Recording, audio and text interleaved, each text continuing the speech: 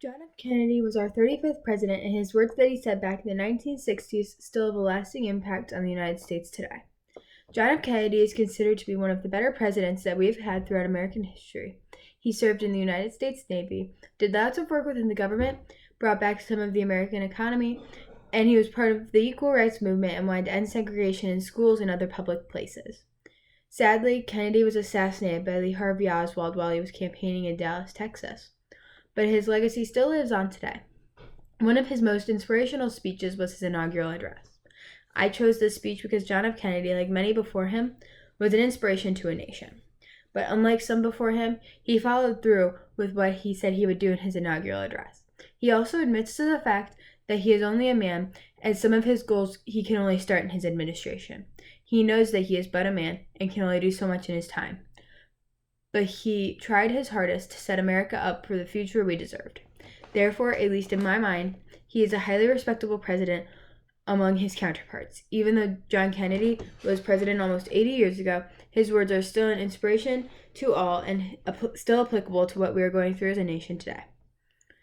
We observe today not a victory of party, but a celebration of freedom, symbolizing an end as well as beginning, signifying renewal as well as change.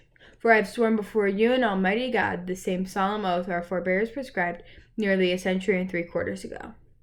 The world is very different now, for man holds in his mortal hands the power to abolish all forms of human poverty and all forms of human life. And yet, the same revolutionary beliefs for which our forebears fought are still at issue around the globe. The belief that rights of man come not from the generosity of state, but from the hand of God. We dare not forget today that we are the heirs of the first revolution. Let the word go forth from this time and place to friend and foe alike that the torch has been passed to a new generations of Americans. Born in this century, tempered by war, disciplined by hard and bitter peace, proud of our ancient heritage, and unwilling to witness or permit the slow undoing of those human rights to which this nation has always been committed, and to which we are committed today, at home and around the world. Let every nation know, whether it wishes us well or ill, that we shall pay any price, bear any burden, meet any hardship, support any friend, oppose any foe, to assure the survival and success of liberty. This much we pledge, and more. To those old allies, whose cultural and spiritual origins we share, we pledge the loyalty of faithful friends. United, there is little we cannot do in a host of cooperative ventures. Divided, there is little we can do, for dare not meet a powerful challenge at odds and split asunder. To those new states whom we welcome to the ranks of the free, we pledge our word that one form of colonial control shall not have passed away merely to be replaced by a far more iron tyranny. We shall not always expect to find them supporting our view, but we shall always hope to find them strongly supporting their own freedom, and to remember that, in the past, those foolishly sought power by riding the back of the tiger ended up inside. To those people in the huts and villages of half the globe struggling to break the bonds of mass misery, we pledge our best efforts to help them help themselves, for whatever period is required, not because the communists may be doing it, not because we seek their votes, but because it is right. If a free society cannot help the many who are poor, it cannot save the few who are rich. To our sister republics south of the border, we offer a special pledge to convert our good words into good deeds, in a new alliance for progress, to assist free men and free governments in casting off the chains of poverty. But this peaceful revolution of hope cannot become the prey of hostile powers. Let all our neighbors know that we shall join with them to oppose aggression or subversion anywhere in the Americas, and let every other power note that this hemisphere intends to remain the master of its own house. To that world of assembly of sovereign states, the United Nations, our last best hope in an age where instruments of war have far outpaced the instruments of peace, we renew our pledge of support to prevent it becoming merely a forum of invective, to strengthen its shield of the new and weak, and to enlarge the area in which its writ may run.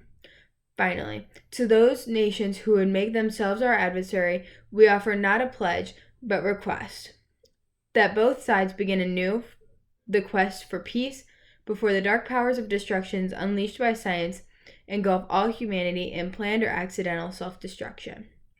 We dare not tempt them with weakness, for only when our arms are sufficient beyond doubt can we be certain beyond doubt that they will never be employed. But neither can two great and powerful groups of nations take comfort from our present course, both sides overburdened by the cost of modern weapons, both rightly alarmed by the steady spread of the deadly atom, yet both racing to alter that uncertain balance of terror that stays in the hand of mankind's final war. So let us begin anew, remembering on both sides that civility is not a sign of weakness, and sincerity is always subject to proof. Let us never negotiate out of fear, but let us never fear to negotiate. Let both sides explore what problems unite us instead of belaboring those problems which divide us. Let both sides for the first time formulate serious and precise proposals for the inspection and control of arms, and bring the absolute power to destroy other nations under the absolute control of all nations. Let both sides seek to invoke the wonders of science instead of its terrors. Together let us explore the stars, conquer the deserts, eradicate disease, tap into the ocean depths, and encourage the arts and commerce. Let both sides unite and heed to all corners of the earth the command of Isaiah to undo the heavy burdens and let the opposed go free. And if beachhead of cooperation may push back the jungle of suspicion, let both sides join in creating a new endeavor, not a new balance of power, but a new world of law, where the strong are just and the weak secure the peace preserved. And this will not be finished in the first 100 days, nor will it be finished in the first 1,000 days, nor in the life of this administration, nor even perhaps in our lifetime on this planet. But let us begin. In your hands, my fellow citizens, more than mine, will rest the final success or failure of our course. Since this country was founded, each generation of Americans has been summoned to give testimony to its national loyalty, the graves of young Americans who answered the call to service around the globe.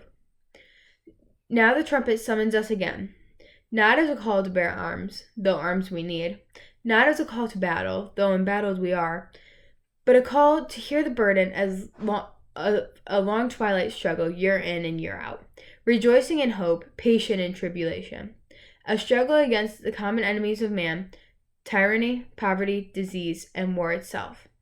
Can we forge against these enemies a grand and global alliance?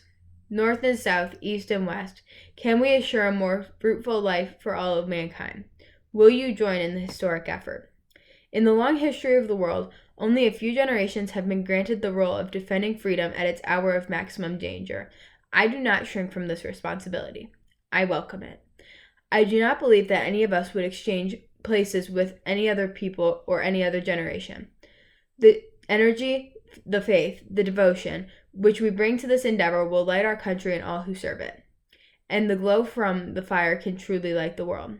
And so, my fellow Americans, ask not what your country can do for you, ask what you can do for your country. My fellow citizens of the world, ask not what America will do for you, but what together we can do for the freedom of man. Finally, whether you are citizens of America or citizens of the world, ask us here the same high standards of strength and sacrifice which we ask you. With a good conscience, our only sure reward, with history as our final judge of our deeds, let us go forth and lead the land we love, asking his blessing and his help, not knowing that here on God's earth, God's work must truly be our own.